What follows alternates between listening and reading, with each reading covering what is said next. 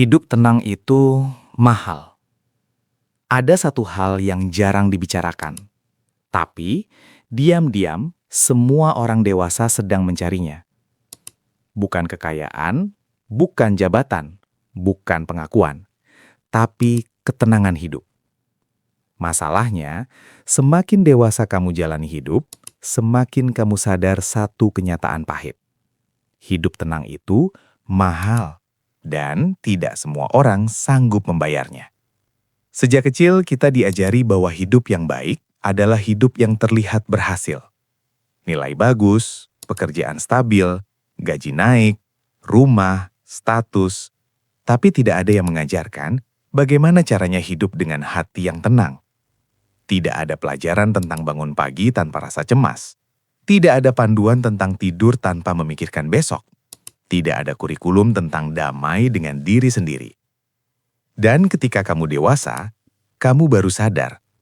Ternyata, tenang itu bukan bonus hidup.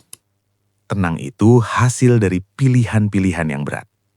Banyak orang terlihat sibuk, tapi pikirannya berisik.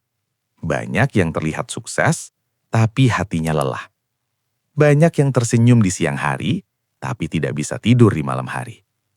Karena ketenangan tidak datang dari luar, ia datang dari dalam.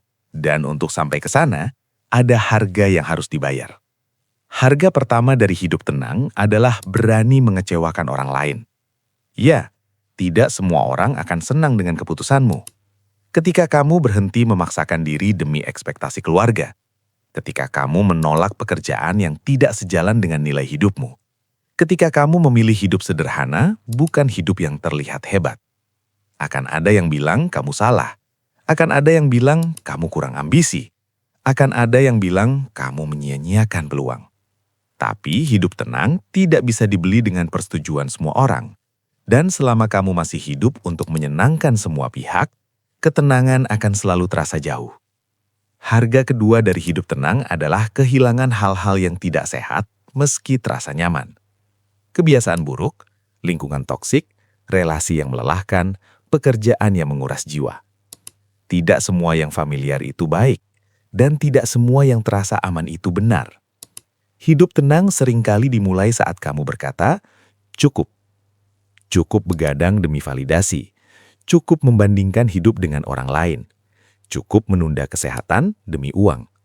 Dan keputusan itu tidak pernah terasa mudah di awal.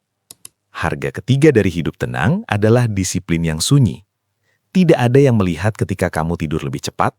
Tidak ada yang memuji ketika kamu konsisten menabung. Tidak ada yang memberi tepuk tangan saat kamu menolak godaan. Disiplin untuk hidup tenang itu sepi. Tidak viral, tidak terlihat keren. Tapi dari situlah ketenangan tumbuh pelan-pelan. Karena ketenangan bukan hasil satu keputusan besar. Ia adalah hasil dari pilihan kecil yang kamu ulang setiap hari. Dan disinilah banyak orang menyerah. Mereka ingin hidup tenang tanpa kehilangan apapun. Tanpa mengubah kebiasaan, tanpa membayar harga.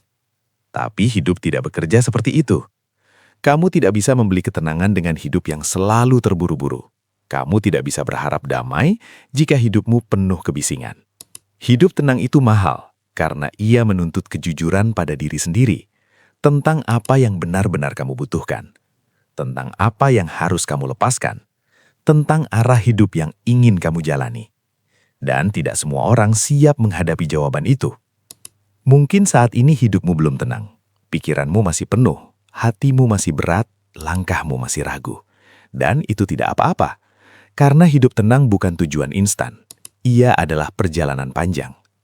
Yang penting, kamu mulai bertanya, apakah hidup yang sedang aku jalani ini mendekatkanku pada ketenangan atau menjauhkanku darinya?